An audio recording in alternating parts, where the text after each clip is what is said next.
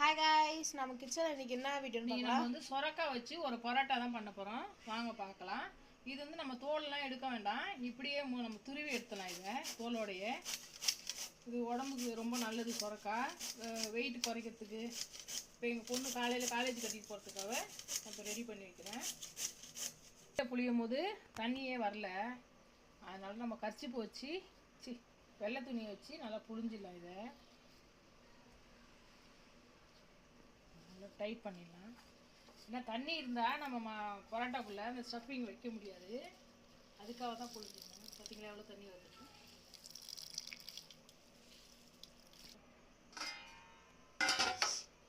இப்போ நம்ம வந்து கோதுமை ஒரு கிளாஸ் அளவுக்கு எடுத்துருக்கோம்.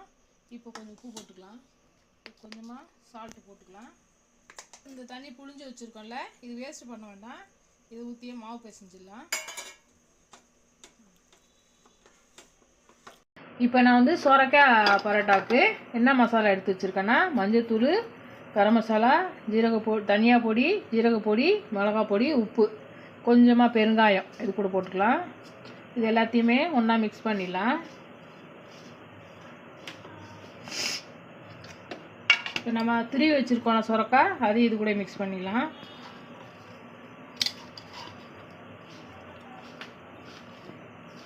தண்ணி இருக்கக்கூடாது. தண்ணி இருந்ததுன்னா சப்பாத்தி சாதம் ஆகிடும். அதனால தான் இறுக்கமாக நல்லா புளிஞ்சு எடுத்துடணும். இதை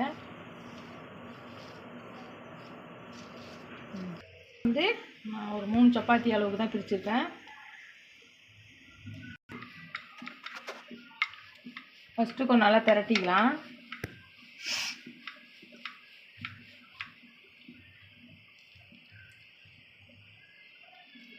இதெல்லாம் வச்சுக்கலாம். இந்த 3 பரோட்டாவுக்கு தான் வச்சுருக்கோம். நம்ம நல்லா க்ளோஸ் பண்ணிடணும் வெளியில் வராமல்.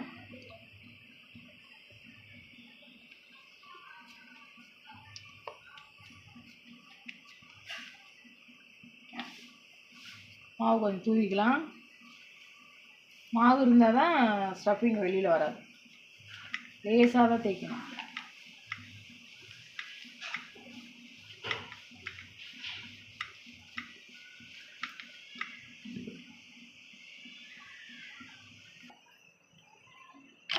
கல் நல்லா காஞ்சிட்டு இதில் போட்டுக்கலாம். என்ன போடுவேன்,